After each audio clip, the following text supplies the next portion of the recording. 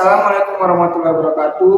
Kami dari kelompok 6 akan menjelaskan tentang demokrasi. Saya bernama Renu Rahmadiah Siregar. Dan saya Laura Bukti-Ayunda. Baik, simak video kami. Demokrasi berasal dari bahasa Yunani yaitu demos dan kratos. Demos bermakna rakyat atau khalayak, sementara kratos bermakna pemerintahan. Demokrasi sebagai sistem pemerintahan yang mengizinkan dan memberikan hak kebebasan kepada warga negara yang untuk berpendapat serta turut serta dalam pengambilan keputusan di pemerintahan. Mulai dari pertengahan abad 5 Masehi, istilah demokrasi telah banyak digunakan untuk menunjukkan sistem politik yang ada di beberapa negara dan kota Yunani, terutama di Athens. Demokrasi sendiri merupakan sistem pemerintahan dari rakyat untuk rakyat dan oleh rakyat, di mana setiap orang dapat mengambil bagian perihal keputusan yang akan mempengaruhi kehidupannya dalam bernegara. Ciri-ciri demokrasi. Demokrasi dilakukan agar kebutuhan masyarakat umum dapat terpenuhi. Pengambilan kebijakan negara demokrasi tergantung pada keinginan dan aspirasi rakyat secara umum. Dengan menentukan kebijakan sesuai dengan keinginan masyarakat dalam suatu negara, demokrasi akan tercipta kepuasan rakyat. Sebuah negara sendiri dikatakan telah menerapkan sistem demokrasi jika telah memenuhi ciri-ciri berikut ini. Memiliki perwakilan rakyat, keputusan berlandaskan aspirasi dan kepentingan warga negara, menerapkan ciri konstitusional, menyelenggarakan pemilihan umum, terdapat sistem kepartaian. Jenis-jenis demokrasi. 1. Demokrasi parlementer. Demokrasi parlementer adalah sistem pemerintahan dengan parlemennya sebagai pihak yang memegang peranan penting dalam pemerintahan. Disebut demokrasi parlementer karena dalam sistem pemerintahan parlementer, presiden hanya menjadi simbol kepala negara, sedangkan Perdana Menteri menjadi kepala pemerintah. Yang kedua, demokrasi langsung. Demokrasi langsung adalah jenis demokrasi yang melibatkan warga negara dalam pengambilan keputusan secara mutlak dan kebijakan pemerintahan. Jika pemerintah harus mengesahkan undang-undang atau kebijakan tertentu, peraturan tersebut kemudian akan ditentukan oleh rakyat. Mereka memberikan suara pada suatu masalah dan menentukan nasib negaranya. 3. Demokrasi tidak langsung. Demokrasi tidak langsung adalah demokrasi yang dilaksanakan melalui sistem perwakilan penerapan.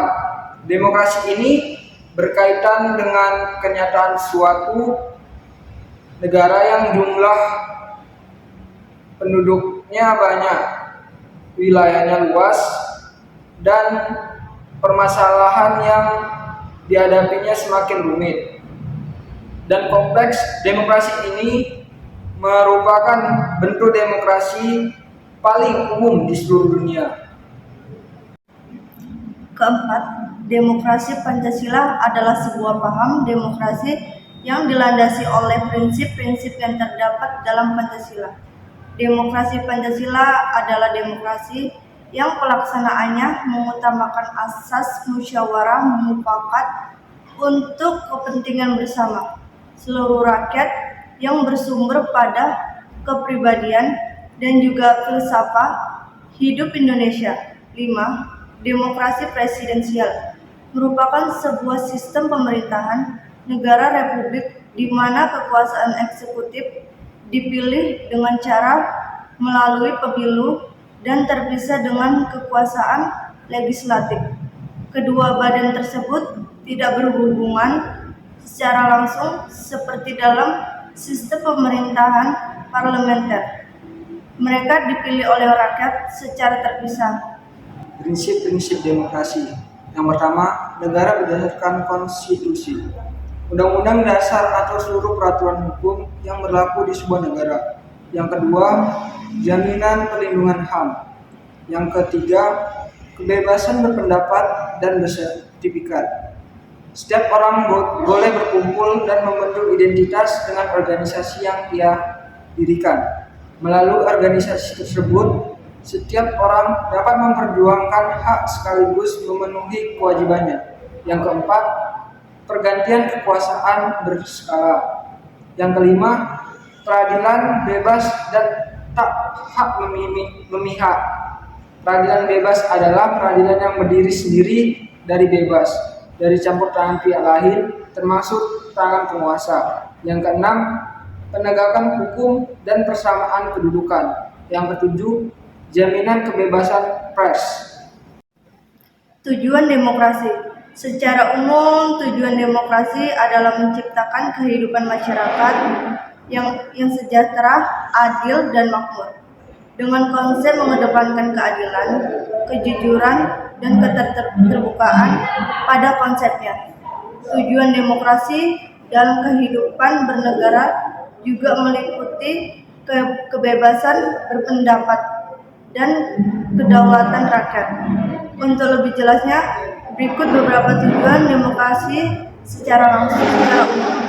Yang pertama, kebebasan berpendapat, dan yang kedua, menciptakan keamanan dan ketertiban.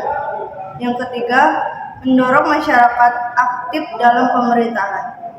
Keempat, membatas kekuasaan pemerintahan. Dan yang kelima, mencegah perselisihan. Demokrasi presidensial, kepala negara adalah kepala pemerintahan.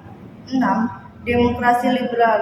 Demokrasi liberal dalam demokrasi yang menggunakan sistem politik dengan paham memberikan kebebasan individu.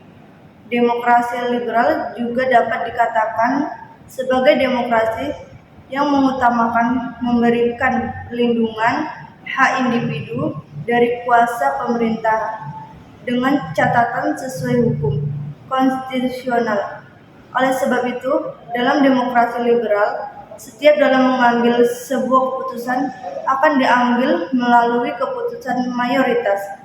Hal ini dilakukan agar setiap kebijakan yang telah dibuat tidak melanggar hak-hak dari setiap individu. Contoh sikap demokrasi: bersikap adil kepada semua orang jika dalam berorganisasi, selalu mengedepankan musyawarah dalam pengambilan keputusan, selalu menghargai perbedaan pendapat, saling menghargai dan menghormati antar sesama manusia, ikut berpartisipasi dalam kegiatan gotong royong, mendahulukan kepentingan bersama di atas kepentingan pribadi. Sekian video kami tentang demokrasi. Semoga penjelasan tadi bermanfaat. Wassalamualaikum warahmatullahi wabarakatuh.